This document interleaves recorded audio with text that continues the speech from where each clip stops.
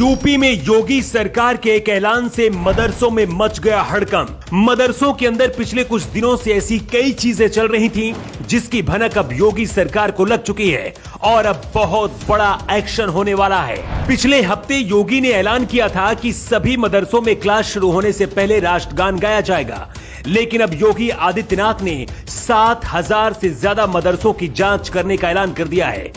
मदरसों के अंदर क्या चल रहा है, इसे लेकर एक टीम खुफिया तरीके से जांच कर रही थी।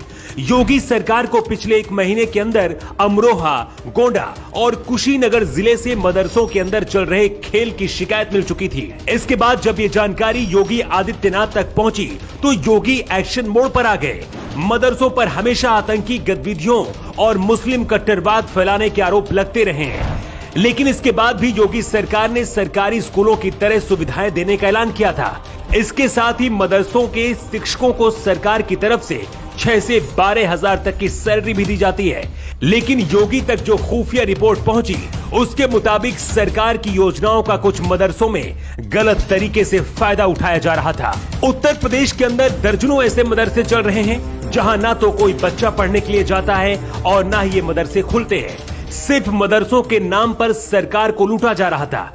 लेकिन अब योगी सरकार जो करने जा रही है, इसके बाद से गलत तरीके से चल रहे मदरसों में हड़कंप मच चुका है।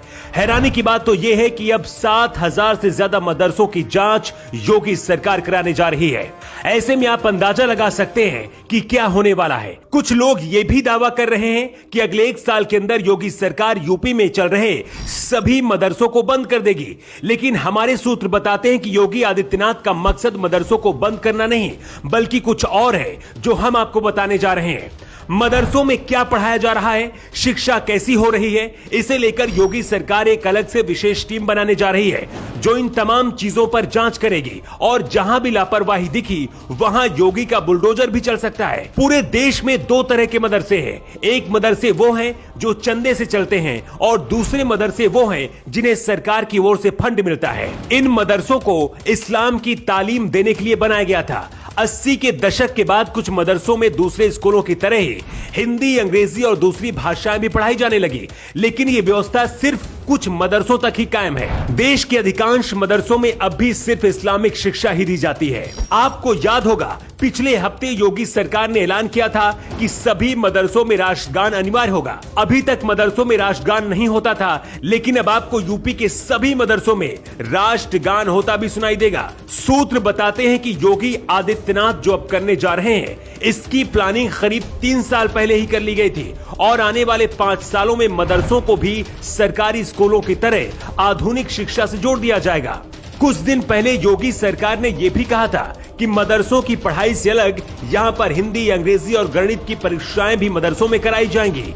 योगी सरकार के आने के बाद मदरसा पोर्टल भी खोल दिया गया है, जिसमें मदरसों के बारे में पूरी जानकारी दी जाएगी। वैसे आपको क्या लगता है, क्या 7,000 मदरसों की जांच कराने का फैसला लेकर योगी आदित्यनाथ ने सही किया है?